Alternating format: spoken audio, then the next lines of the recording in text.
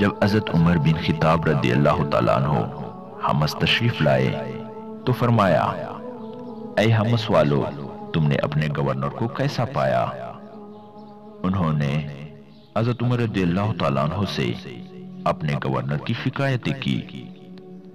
چنانچہ حمص والے بھی اپنے گورنر کی ہمیشہ شکایت کیا کرتے تھے، اس وجہ سے حمص کو چھوٹا کوفہ کہا جاتا تھا۔ انہوں نے کہا، ہمیں ان سے 4 شکایتیں ہیں۔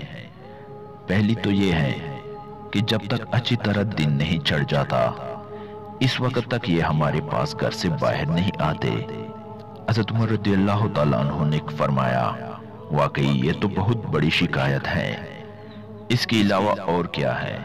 انہوں نے کہا، یہ رات کو کسی کی بات نہیں سنتے۔ حضرت عمر رضی اللہ تعالیٰ عنہ نے فرمایا، یہ بھی بڑی شکایت ہے، اس کے علاوہ اور کیا ہے؟ انہوں نے کہا، مہینے میں 1 دن گھر میں ہی رہتے ہیں، ہمارے پاس باہر آتے ہی نہیں۔ حضرت عمر رضی اللہ تعالیٰ عنہ نے فرمایا، یہ بھی بڑی شکایت ہے، اس کے علاوہ اور کیا ہے؟ انہوں نے کہا، کبھی کبھی ان کو موت جیسی بے ہوشی کا دورہ پڑ جاتا ہے۔ حضرت عمر رضی اللہ تعالیٰ عنہ نے حمص والوں کو اور ان کے گورنر کو ایک جگہ جمع کیا اور یہ دعا مانگی، اے اللہ، سعید بن عامر کے بارے میں میرا جو اچھے ہونے کا اندازہ تھا آج اسے غلط نہ ہونے دے۔ اس کے بعد حمص والوں سے فرمایا، تمہیں ان سے کیا شکایتیں ہیں؟ انہوں نے کہا، جب تک اچھی طرح دن نہیں چھڑ جاتا اس وقت تک یہ گھر سے ہمارے پاس باہر نہیں آتے۔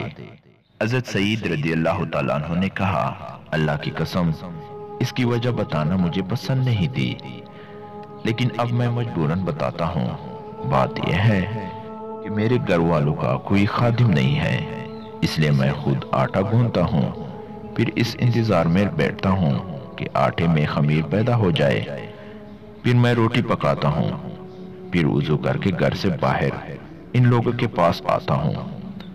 حضرت عمر رضی اللہ تعالیٰ عنہ نے فرمایا، تمہیں ان سے اور کیا شکایت ہے؟ انہوں نے کہا، یہ رات کو کسی کی بات نہیں سنتے۔ حضرت عمر رضی اللہ تعالیٰ عنہ نے کہا، اے سعید، آپ اس کے بارے میں کیا کہتے ہیں؟ حضرت سعید نے کہا، اس کی وجہ بتانا بھی مجھے پسند نہیں ہے۔ بات یہ ہے کہ میں نے دن اور رات کو تقسیم کیا ہے، دن اور لوگوں کو دیا ہے اور رات اللہ تعالیٰ کو۔ حضرت عمر رضی اللہ تعالیٰ عنہ نے فرمایا، تمہیں ان سے اور کیا شکایت ہے؟ انہوں نے کہا، مہینے میں 1 دن یہ ہمارے پاس باہر نہیں آتے۔ حضرت عمر رضی اللہ تعالیٰ عنہ نے فرمایا، آپ اس بارے میں کیا کہتے ہیں؟ حضرت سعید رضی اللہ تعالیٰ عنہ نے کہا، نہ تو میرے پاس کوئی خادم ہے جو میرے کپڑے دھو دے، اور نہ میرے پاس اور کپڑے ہیں جنہیں پہن کر میں باہر آ سکوں، اس لیے میں اپنے کپڑے دھوتا ہوں، پھر ان کو سوکھنے کا انتظار کرتا ہوں۔ جب سوکھ جاتے ہیں تو وہ موٹے ہونے کی وجہ سے سخت ہو جاتے ہیں، اس لیے میں ان کو رگڑ رگڑ کر نرم کرتا ہوں۔ سارا دن اسی میں گزر جاتا ہے، پھر انہیں پہن کر شام کو ان لوگوں کے پاس باہر آتا ہوں۔ حضرت عمر رضی اللہ تعالیٰ عنہ نے پوچھا، تمہیں ان سے اور کیا شکایت ہے؟ انہوں نے کہا، انہیں کبھی کبھی بے ہوشی کا دورہ پڑ جاتا ہے۔ حضرت عمر رضی اللہ تعالیٰ عنہ نے فرمایا، اس بارے میں آپ کیا کہتے ہیں؟ حضرت سعید رضی اللہ تعالیٰ عنہ نے کہا، حضرت خبیب انصاری رضی اللہ تعالیٰ عنہ کی شہادت کے وقت میں مکہ میں تھا۔